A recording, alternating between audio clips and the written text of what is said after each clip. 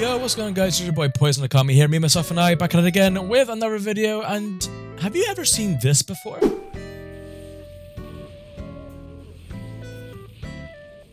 I guess you want to know how to do it, right? Well, don't worry, I'm going to show you how this thing works here, how you can get somebody to rebound and you can land another Jutsu, or maybe even something bigger like a T-Moment Jutsu. So let's go ahead with the guide. Okay, so as you can see here, I'm in my lovely training stage that I have here from the Kuroha mod pack. Shout out to Kuroha.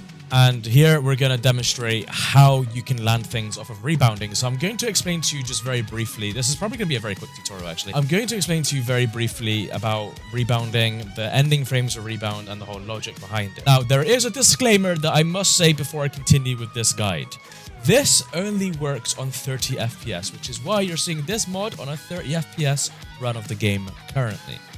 You cannot do this on 60 FPS. I've tried doing this on 60 FPS and you cannot do it. So when an opponent rebounds, there are ending frames at the end of that rebound where they cannot block. Opponents would usually hold the block button whilst they're rebounding, and they will basically hope that they can block whatever attack that you're throwing at them.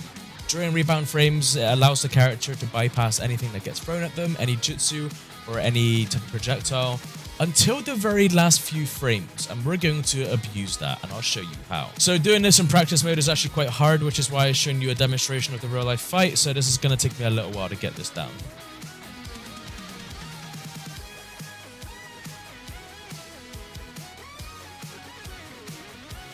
But as you can see, I had to guard break the opponent, do an air combo, and off of the rebound, I used the very last few frames whilst he is blocking to actually land this Team UJ. And as you can see, when he stands back up, he's going to go back into block. So how does this work? Well, literally as I explained it, the very last few frames. You don't want to do this too early. If you do this too early, this will happen. You can actually land his UJ off of it. And this doesn't just work for this, it lands for other things as well. So it can work for running jutsus like Rasengans.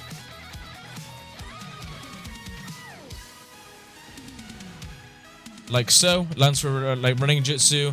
It works with Ino's flower bomb. It works for fireballs. It works for anything that can actually connect on the opponent head first.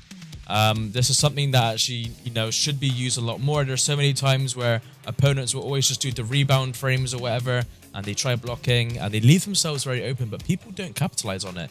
Or maybe you're on the other end of the stick. Maybe you're the one rebounding and getting caught by these Team UJs and just not wondering why. It's a very weird scenario. Well, this is exactly what is happening. Literally, the whole reason of it is because of the very last few frames at the end of the rebound.